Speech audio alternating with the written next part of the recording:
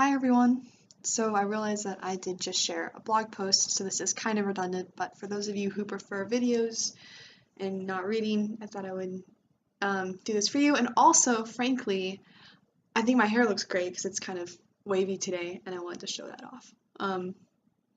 But no, the point is, yeah, just hi, update because it's been a while. Um, so I don't want to go over everything that I said in the blog post because that would be too redundant, but I do want to elaborate a little bit on the whole cold calling experience because that's, for those of you who don't know, cold calling is when the professor chooses a student to answer a series of questions and you don't get to like raise your hand because you're ready. They just pick on you. Some professors do it randomly, or as much as humans can be random, and some do it based on where you're sitting or shuffling cards with your faces on them or anything like that. So there are a lot of different ways. And this one professor, she told us, she's like, I'm going to just shuffle these cards, and so you all are going to get called on about 3 times over the course of a semester, because there are 70 something of us, a lot of us. I'm like, it's week 4. I'm gonna get called on. It's got to be happening, and then it kept not happening, and so there's just this anticipation. And like the weekend before this, I was like, I've got to read everything perfectly because I'm gonna get cold called. And then sure enough, I was. And all the questions that I was asked were really, they're the kinds of questions that you really could not answer if you hadn't taken good notes. But if you had taken good notes, you really couldn't get it wrong. So the way I kind of classify the difficulty of cold call questions is the ones that are open-ended, where it's kind of more along the lines of, do you agree with this judge's opinion, or why do you think this happened, and it's not from the book at all. Then the downside is that you can't just look at your notes and basically read the answer. You have to come up with it on the spot, which can be really hard when you know that all 70 whatever students are watching you and the professor is looking at you. It can be hard to even understand what they said, let alone try to generate your own self-produced answer.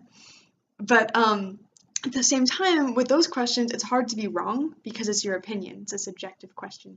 So you can be kind of stupid if you say something that's not based on reality, or you don't justify your opinion very well. But you can't really be wrong. Whereas the questions that are more based off the book are, on the one hand, they're easier because if you've read well and you know what you're looking for, you can just be like, oh, well, clearly the dissenting judge said this, so that's what happened, and it's objective. But on the flip side, one, if you don't read it right, you can't come up with it. You just have to be like, oh, I don't know. So that's awkward. And then two, you can be wrong if you misunderstand the question or whatever because there's an actual answer. So pretty much all my questions were based off of my notes. So that was easy. And then the next person had to kind of give his own opinion more. He did a good job. So. Good job to Luca. But yeah, so I wanted to, I don't know how much all of you will care about this, but some of you people might be interested in sort of how my note-taking process works, and I'm proud of it, so I want to show it off a bit.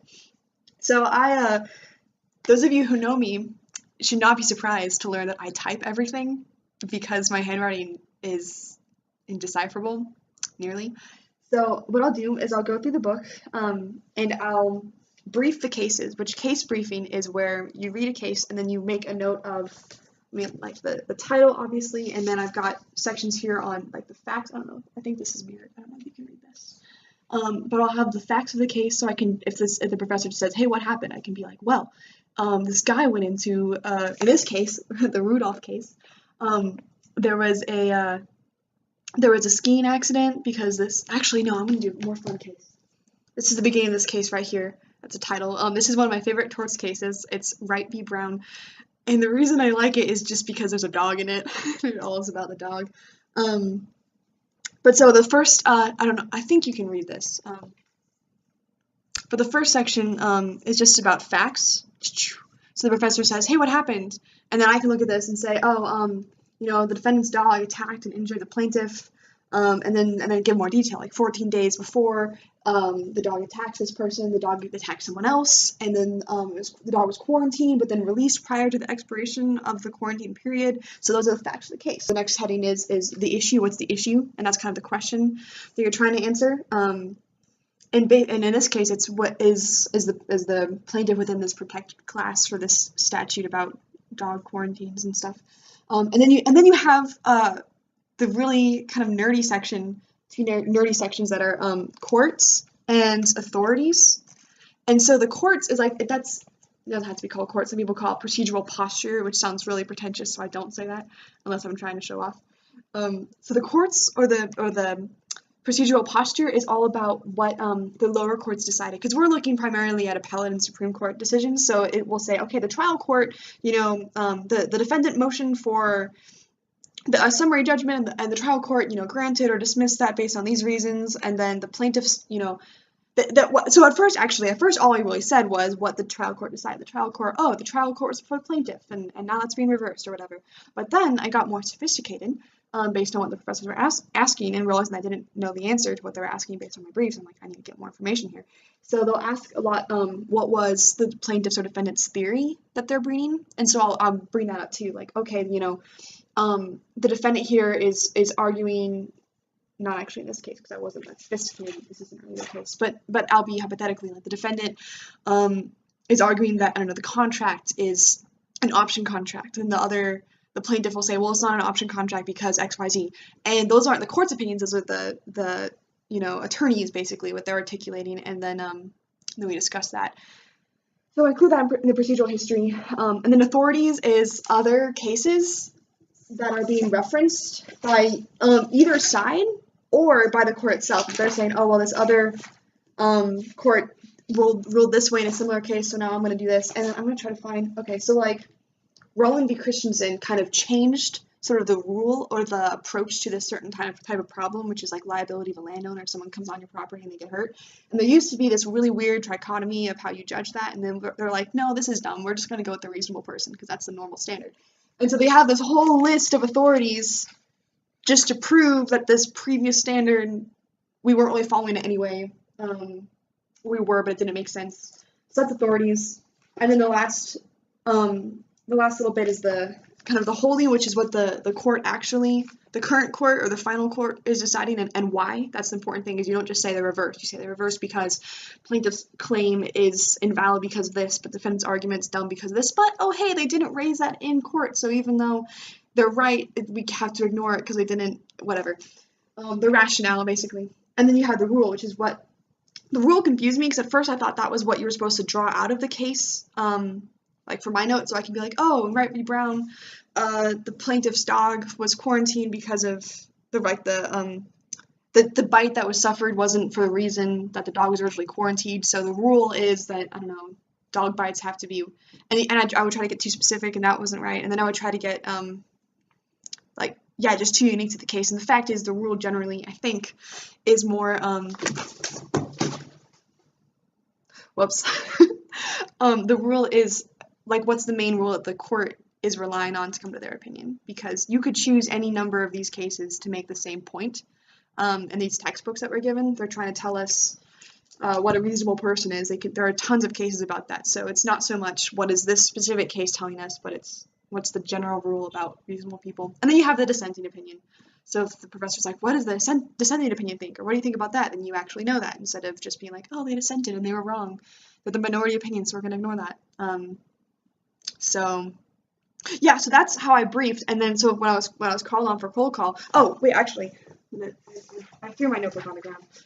So that's how I brief cases when I'm doing my readings.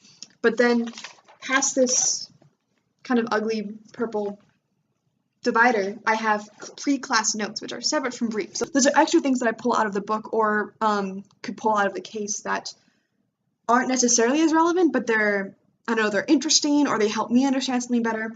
And in this case,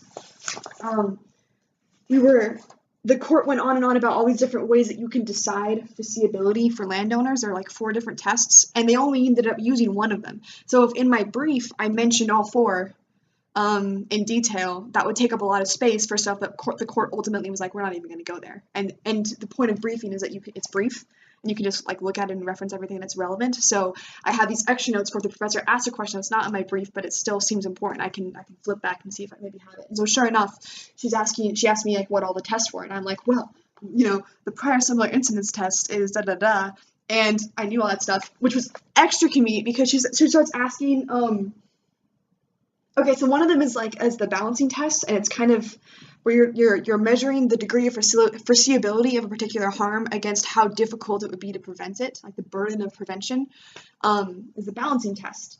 But all these tests are going towards deciding if the landowner has a duty to their given guests to protect them, like they have to do certain things to keep them safe. It's not going into whether or not they unreasonably breached the duty.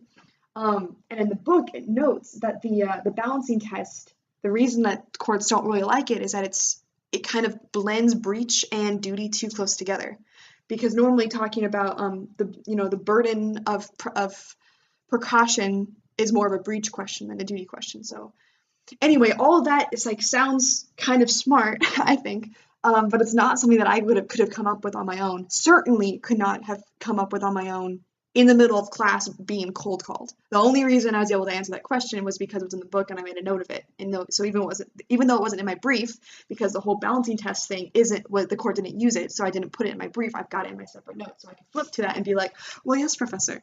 The court found that the balancing test was too close to a jury question instead of a judge question because blah blah blah, and then it went really well. So yeah, that was my cold calling experience, and that's also kind of my note taking experience. And then like in class, I'll with pen, annotate my notes, which sometimes I feel smart because I don't have to change that much because most of what I wrote is what's important. And then sometimes I have to cross things out and add a lot. And like in this case, I have this whole extra like flow chart that I just wrote in class because I didn't have it in my notes at all. And then I come back home, and on Friday, which is review day, then I take those written notes and I add them back to my typed notes, and I highlight things that are extra important, delete things that didn't maybe come up that much or I was wrong about. That happens. And so that kind of, it's nice because that lets my review day be a little bit more interactive. And otherwise, I would just be going through motions of reviewing. I wouldn't actually be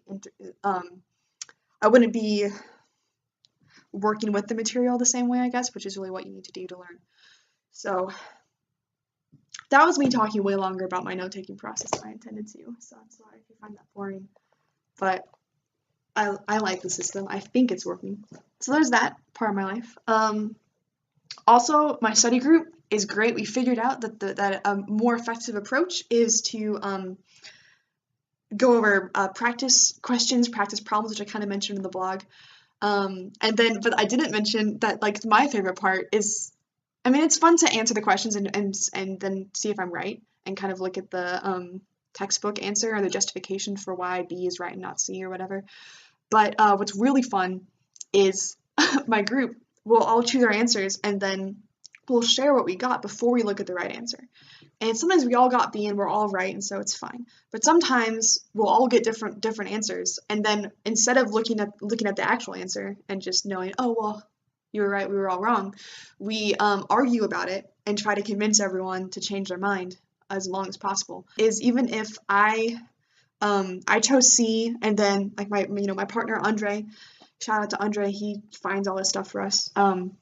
If he finds if he got B and I got, what did I say, A, whatever. If I get A and he gets B, then even if as soon as he says B, I realize, oh duh, B's right because whatever, then I might say that, but then I'll be like, but let me tell you why I chose A anyway, and let me try to change your mind. And like one time or one or two times, we've actually like change each other's minds kind of accidentally, where we both think the other person's right, but we convince them that we're right, if that makes, I don't know. The point is just trying to wrestle with this material as much as possible, and really the more that you argue for an idea, the more it sticks in your head the fact that you're wrong. Because the concern, I guess, would be that you're teaching yourself the wrong thing if you argue for the wrong idea. But the fact is, if I vehemently protest why anything but A is wrong, and then I end up being wrong, like the shame of that, of arguing so passionately for something stupid, just drills it home. Oh, I completely misapplied res ipsa loquitur, and I'm never gonna do that again because that was embarrassing. So basically the point is we're gonna try to embarrass ourselves so that we can remember and not embarrass ourselves on the test. So that, I think, is just it's fun. It makes study groups more engaging. No one's cried yet, so that's great. We kind of insult each other, but hopefully it's healthy. Which, I mean, yeah, I want to be kind, but there's also not a lot of time to use kid gloves. So we're like, I mean, multiple times I would say something, and they're all like, "Did you read the question?" Or someone else will say something, and we're like, literally the first sentence here is why you're wrong, and this is how did you miss that? And we're just, yeah, very direct. So hopefully that's healthy. Yeah, probably pray about that. Speaking of prayer, so my church life has been it's been confusing because I'm trying to find a new church, and I love my one back home, and one back home is great. It's also small, and so here there's a small one across the street, and there's a bigger one farther away, and I was trying to figure out which one to go to, or maybe neither of them. And that's been, I know a lot of you have been praying for me about that, and so thank you, because that's crucially important. And still not 100% convinced that I know exactly where I'm going to go, but I'm figuring it out. I'm exploring some small groups, trying to evaluate kind of the focus of the small groups, and the quality of the teaching, and how much we're actually studying the Bible versus just talking about our lives, where both of those things are important, but just what's the balance there. And so, yeah, but I think I'm getting a lot more confident about, I think, where I'm supposed to be. So that's really nice. So is that. Yeah, so I guess this was mostly me just talking about my note-taking process. But yeah, to everyone back home, I miss you, and you should message me or write me details about your lives so I can feel caught up.